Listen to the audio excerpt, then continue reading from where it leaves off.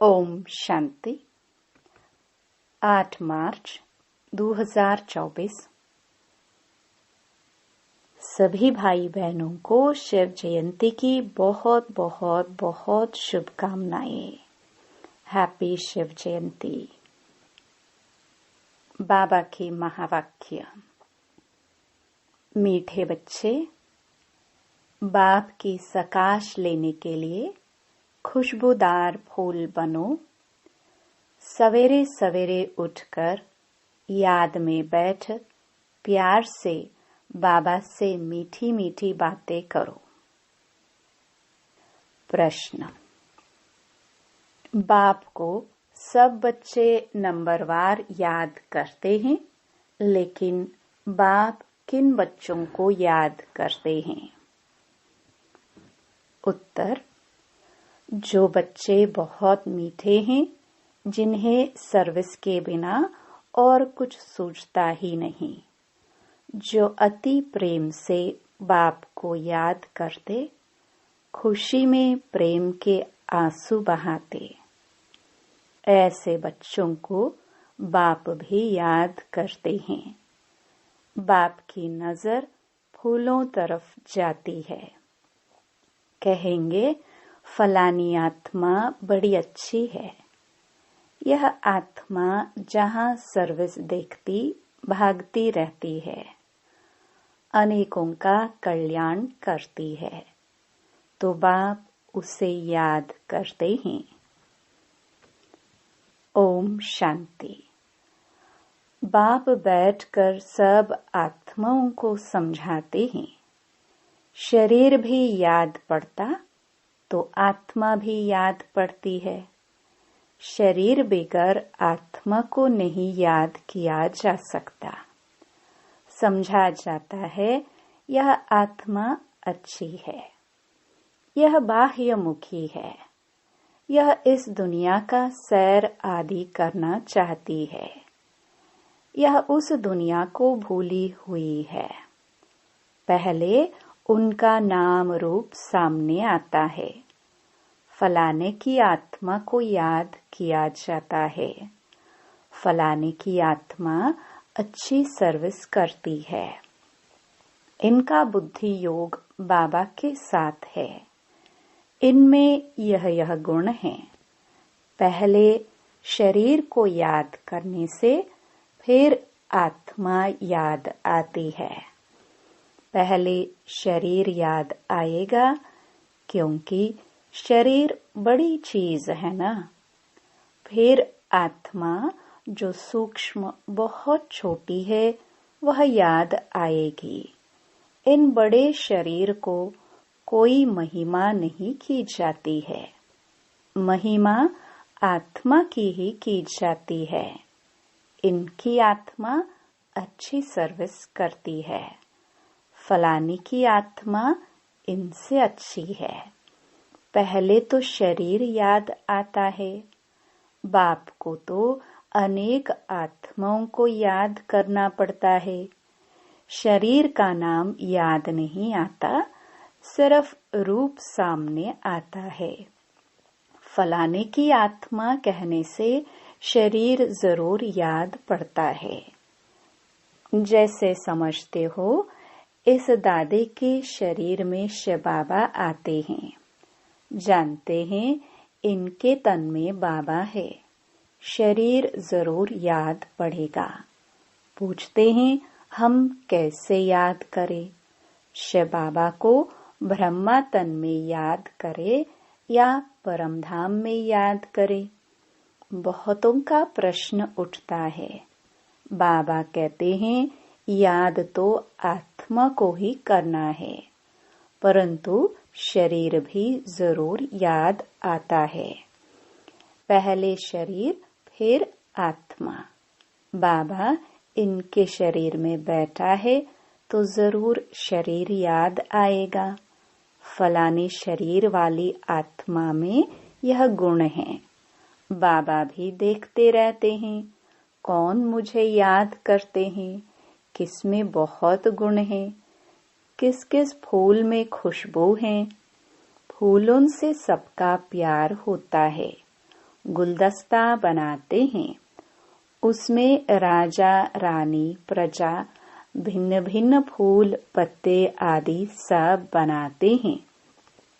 बाप की नजर फूलों की तरफ जाएगी, कहेंगे फलाने की आत्मा बड़ी अच्छी है, बड़ी सर्विस करती है। आत्म अभिमानी में रह बाप को याद करते रहते हैं। जहाँ सर्विस देखते हैं वहाँ भागते हैं। फिर भी सवेरे उठकर याद में बैठते होंगे तो किसको याद करते होंगे?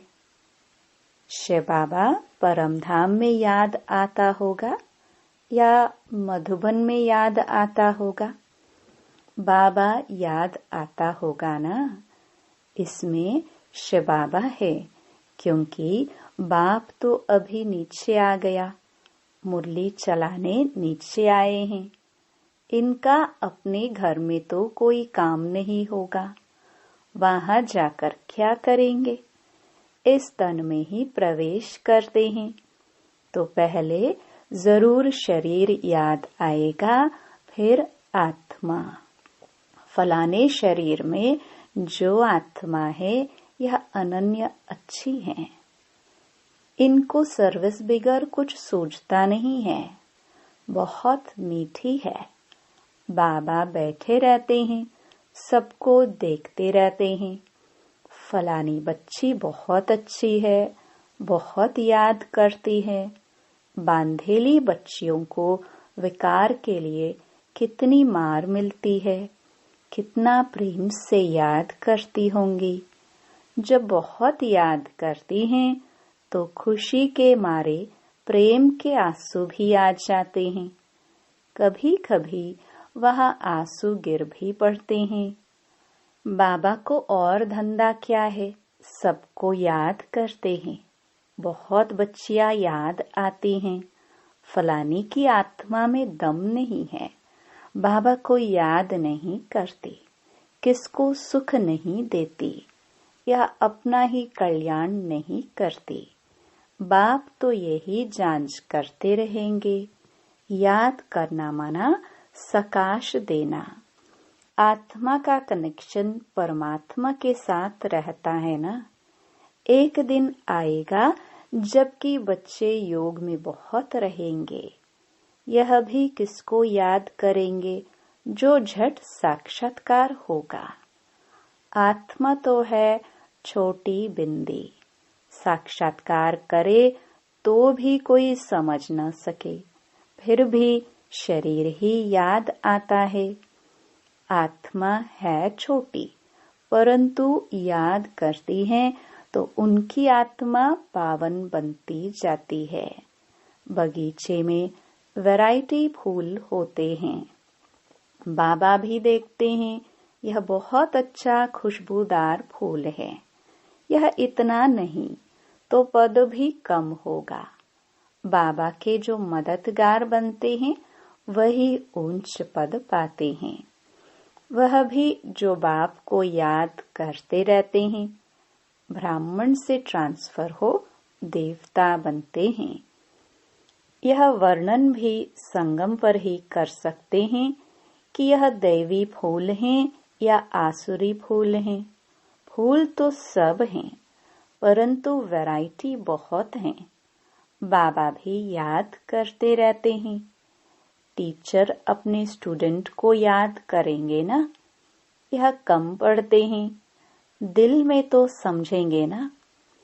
यह बाप भी है, टीचर भी है। बाप तो है ही, टीचर बने का जास्ती चलता है। टीचर को तो रोज पढ़ाना है। इस पढ़ाई की ताकत से वह पद पाते हैं। सुबह को तुम सब भाई बाप के याद में बैठते हो। वह सब्जेक्ट है याद की। फिर मुरली चलती है, वह है पढ़ाई की सब्जेक्ट। मुख्य है ही योग और पढ़ाई। उनको ज्ञान और विज्ञान भी कहा जाता है। यह ज्ञान विज्ञान भवन है जहाँ बाप आकर सिखलाते हैं। ज्ञान से सारी सृष्टि की नॉलेज मिल जाती है। विज्ञान माना तुम योग में रहते हो, जिससे तुम पावन बन जाते हो। तुमको अर्थ का पता है। बाप बच्चों को देखते रहते हैं। देही अभिमानी बनने से ही भूत निकलेंगे।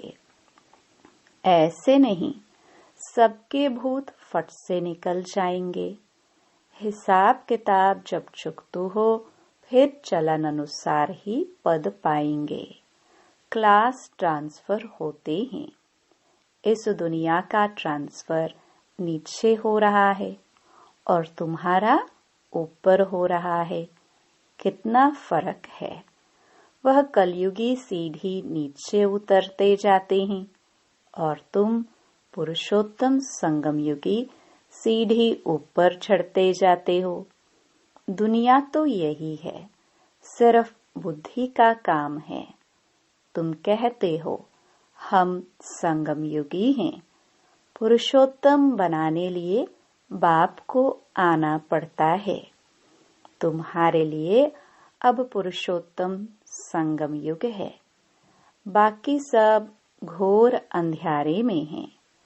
भक्ति को वह बहुत अच्छा समझते हैं, क्योंकि ज्ञान का उन्हों को मालूम ही नहीं है। तुमको अभी ज्ञान मिला है, तब तुम समझते हो।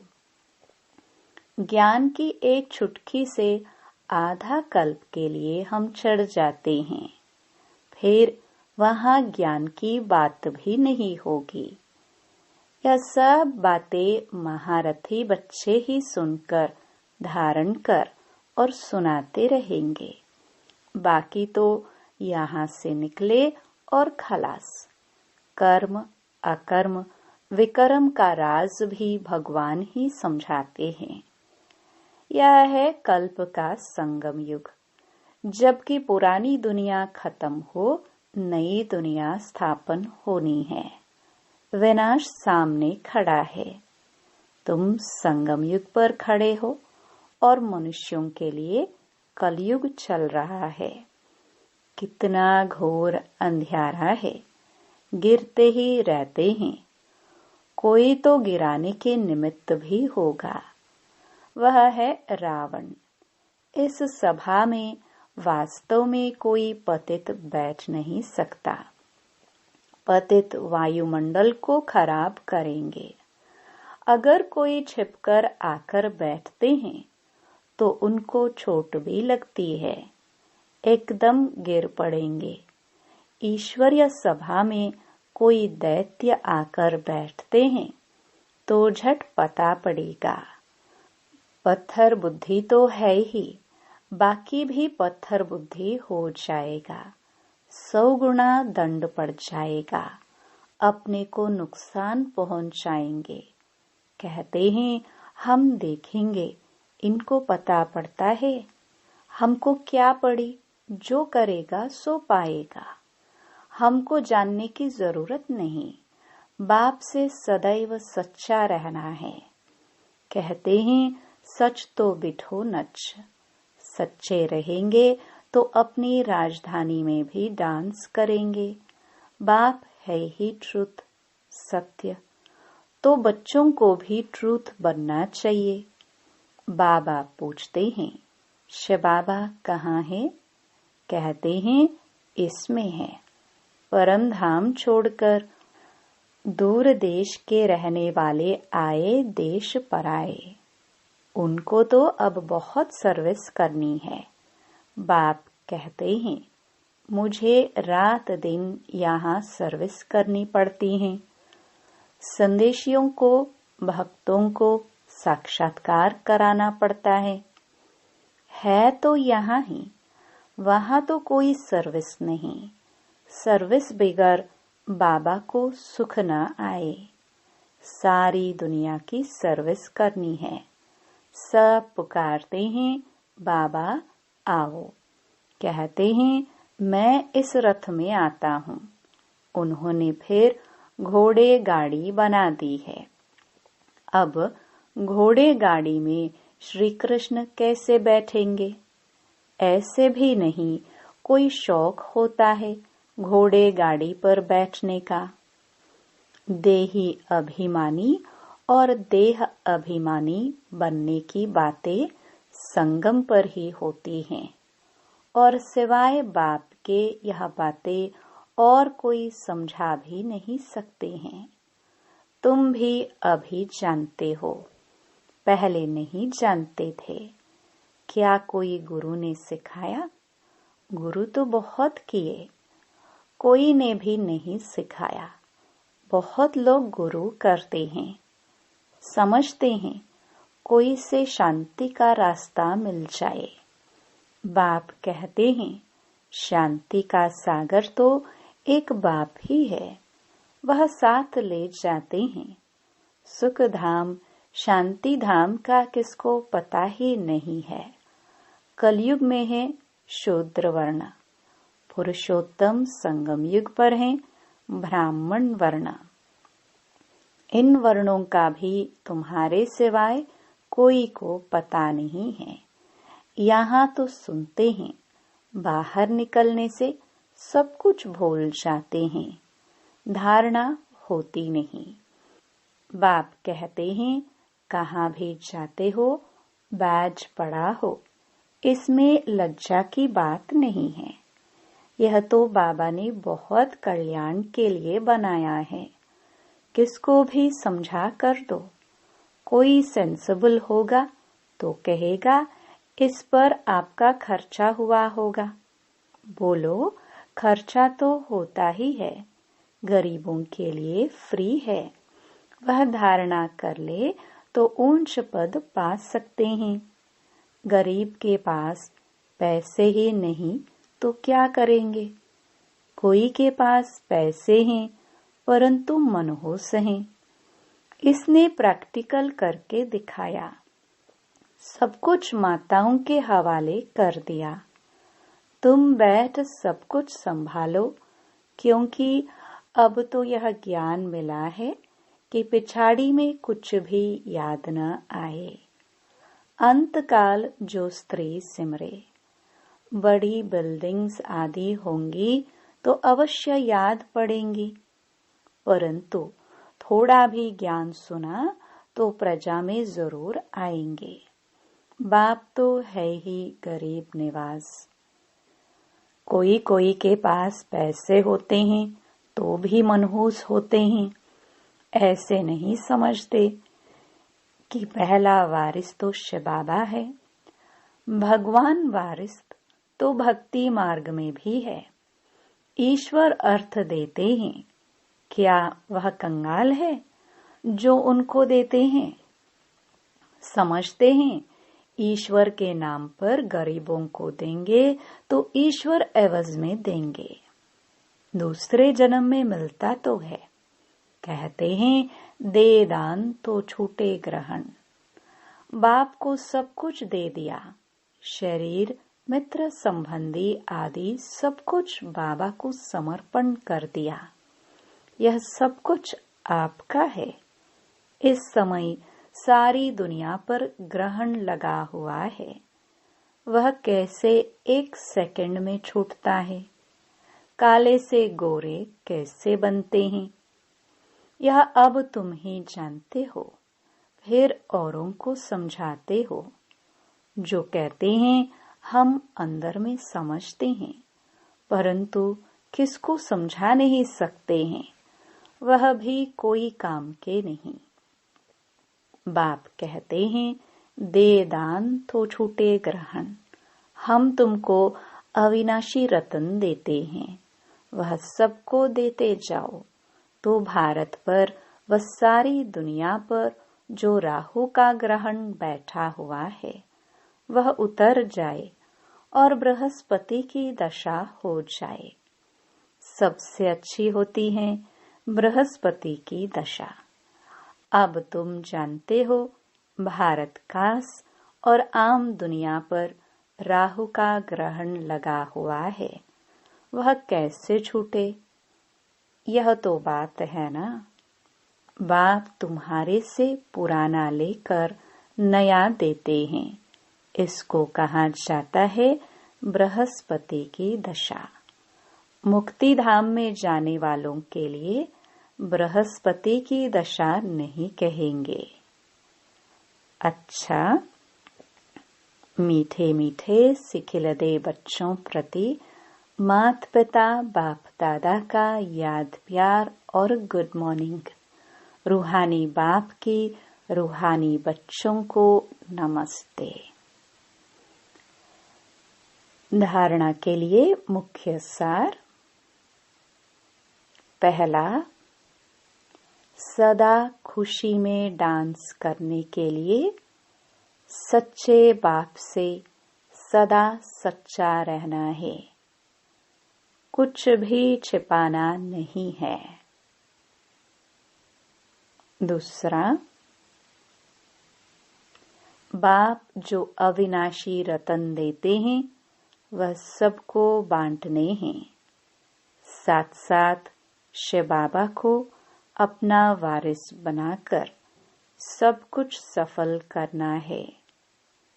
इसमें मनहूस नहीं बनना है। वरदान, बिंदु और बूंद के महत्व को समझ अपनी श्रेष्ठ स्थिति बनाने वाले सिद्धि स्वरूप भव। शिव परमात्मा की पूजा में एक बिंदु की विशेषता है, दूसरी बूंद बूंद की विशेषता है। दोनों का अपना महत्व है। आत्मा, परमात्मा और प्रकृति का यह खेल अर्थात ड्रामा, तीनों का ज्ञान प्रैक्टिकल लाइफ में बिंदु ही अनुभव होता है और बूंद है शुद्ध संकल्पों की स्मृति, जिससे मिलन की सिद्धि का अनुभव होता है। रूह रिहान में प्राप्तियों की शीतल बूंदे बाप पर डालते हो, इसी से ही श्रेष्ठ स्थिति बन जाती है। इसी का यादगार भक्ति में भी चला आता है। स्लोगन, ज्यादा बोलने से दिमाग की एनर्जी कम हो जाती है, इसलिए शॉर्ट और स्वीट बोलो। ओम शांति।